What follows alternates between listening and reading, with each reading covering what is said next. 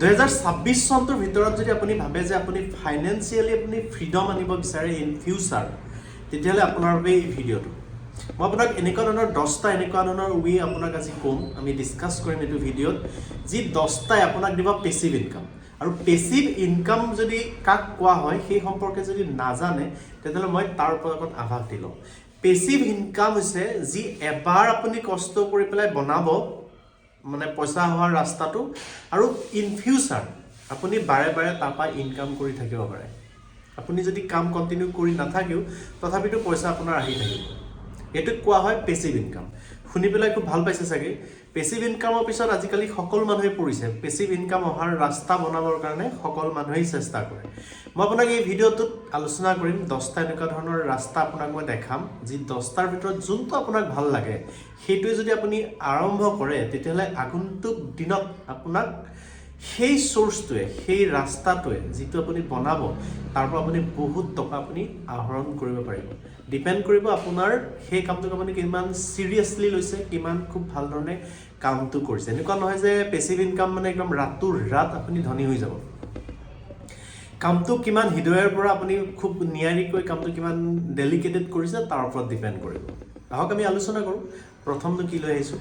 প্ৰথম যিটো মই ক'ব বিচাৰোঁ সেইটো হৈছে আপোনাৰ ইউটিউব চেনেল। আপুনি যদি এটা ইউটিউব চেনেল খোলে, আগন্তুক দিনত আপুনি বহুত টকা পাব। ইউটিউব চেনেলৰ জৰিয়তে ইনকাম কৰাৰ চ'ৰ্চ বহুত আছে, যেনে আপুনি এডচেন্সৰ জৰিয়তে টকা ঘটিব পাৰে, স্পনচৰৰ জৰিয়তে টকা ঘটিব পাৰে, আৰু আপুনি এফিলিয়েট মাৰ্কেটিঙৰ জৰিয়তে টকা ঘটিব পাৰে। মাত্ৰ আপোনাক প্ৰয়োজন ভিডিঅ' বনোৱাৰ।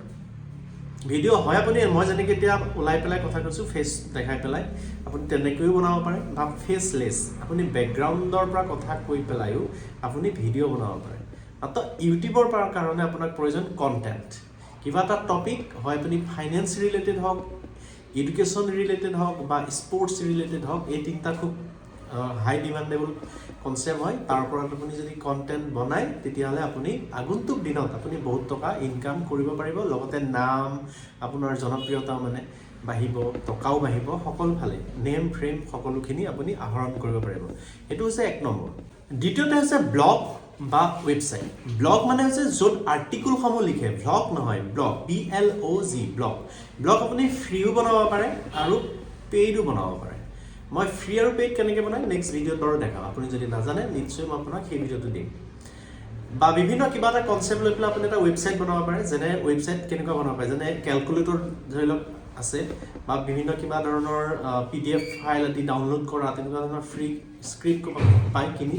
তেনেকুৱা ধৰণৰ যদি ৱেবছাইট আপুনি বনায়, তাত এডচেন্স লগাই দিয়ে, তেতিয়াহ'লে তাৰ পৰা আপুনি বহুত টকা ঘটিব পাৰে। এফিলিয়েট মাৰ্কেটিং কৰিব পাৰে, এডচেন্সৰ জৰিয়তে টকা ঘটিব পাৰে। যেনেকৈ ইউটিউবত স্পনচৰশ্বিপ কৰা যায়, তাতো আপুনি স্পনচৰশ্বিপ পাব পাৰে। ডিপেণ্ড কৰিব আপুনি কোনটো টপিকৰ ওপৰত, কি নিজ আপোনাৰ চিলেক্টেড হয়, সেইটোৰ ওপৰত আপুনি স্পনচৰ আপুনি কৰিব পাৰে। এইটো হৈছে 2 নম্বৰ। আৰু 3 নম্বৰতে হৈছে আপুনি ষ্টক ফাণ্ডৰ, ষ্টক যি ডিভিডেণ্ড ফাণ্ড আছে ষ্টক মাৰ্কেটৰ, সেই কোনো এটা কোম্পেনীৰ আপুনি ডিভিডেণ্ড ফাণ্ড আপুনি কিনি থৈ দিব পাৰে।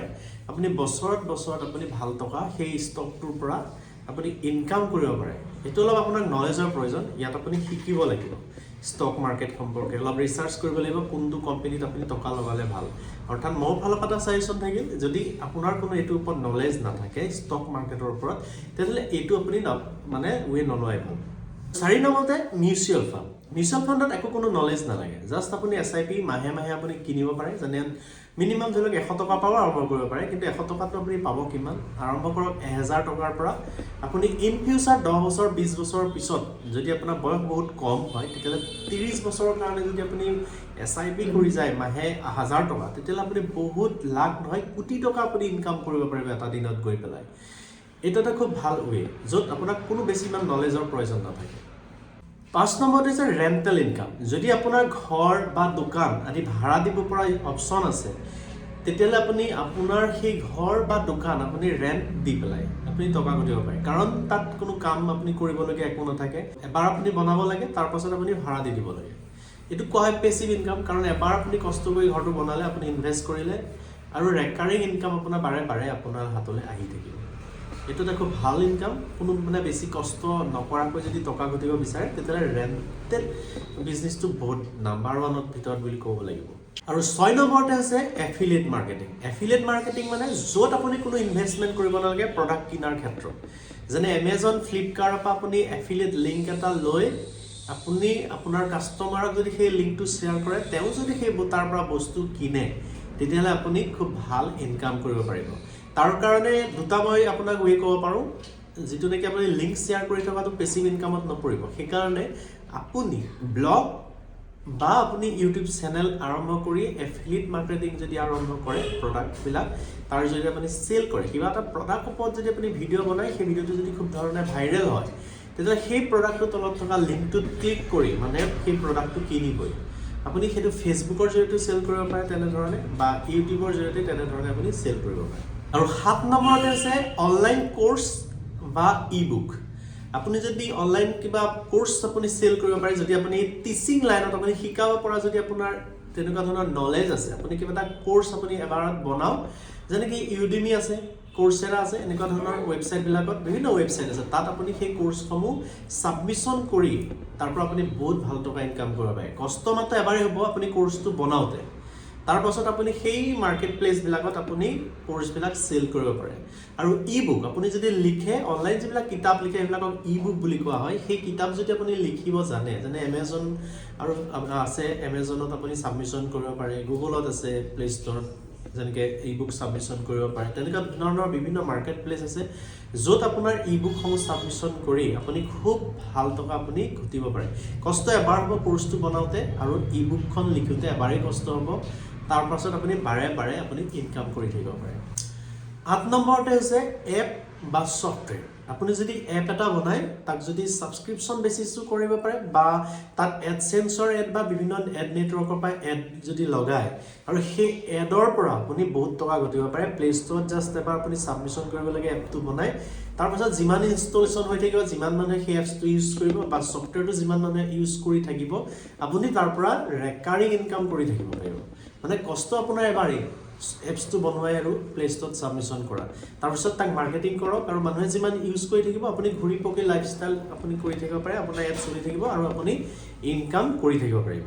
আৰু 9 নম্বৰতে হৈছে digital product selling. Digital product আপুনি বিভিন্ন চ'ৰ্চৰ পৰা আপুনি কিনি আনিব পাৰে, বা আপুনি ডিজিটেল প্ৰডাক্ট আপুনি বনাব পাৰে। যেনে ই বুক হৈ গ'ল ডিজিটেল প্ৰডাক্ট, বা আপুনি মিউজিক হৈ গ'ল, ভিডিঅ' হৈ গ'ল, ৱৰ্ডপ্ৰেছ ৱেবছাইট হৈ গ'ল, থিম, এইবিলাক আপুনি বিভিন্ন থাৰ্ড পাৰ্টিৰ পৰা কিনি ৰিচেলিং আপুনি কৰি, ডিজিটেল প্ৰডাক্টসমূহক ৰিচেল কৰি, বেলেগ কোনো ভেণ্ডৰৰ পৰা কিনি আনি তাক আপুনি আকৌ ৰিচেল কৰিব পাৰে ডিজিটেল প্ৰডাক্টসমূহ।